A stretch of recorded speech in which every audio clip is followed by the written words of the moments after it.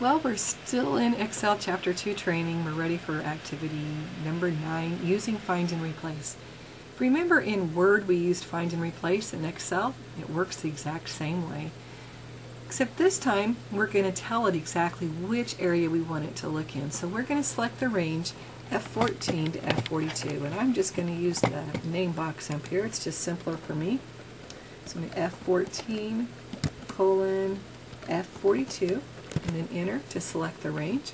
Now I'm going to come up here to the find box and I'm going to find and replace. What am I going to find? I am going to look for paper envelope.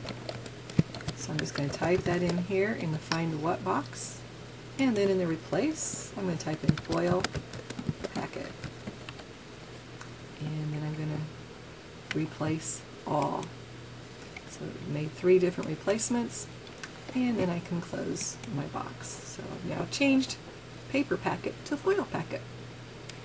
Now in A44, I want to insert a function that's going to tell me the date and the time that the report has been accessed using the date and time that is built into the computer. So I need to go down to A44. So for me, I'm just going to come up here to my name box, and I'm going to type in A44 and enter to make A44 my active cell.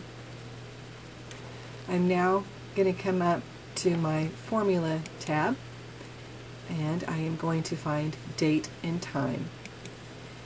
And the function that retrieves the date and time from our computer is called the now function. So I'm going to come down here and find now. And now returns the current date and time formatted as a date and time. So anytime somebody opens up this document, it's going to let you know when it is, when they opened it, and what time they opened it. So I'm going to say OK. And so this July 17th is when this one was last opened. When you're working with a large worksheet, as we are right here, it's very important that we be able to see all of our labels as we're working down in it. If you'll notice, if I arrow down to look farther down on my page, my row headings are gone. I can't see them. So here in the B column, what does that 21,683 number mean? Is it the number that's in stock and is 125, just where it goes on the shelf? We don't really have any idea of knowing at this point in time, so we need to freeze the rows so that the headings will always appear even if we move down on the page. So to do that, I want to freeze all rows above row 14, so I'm going to come down here and select A14.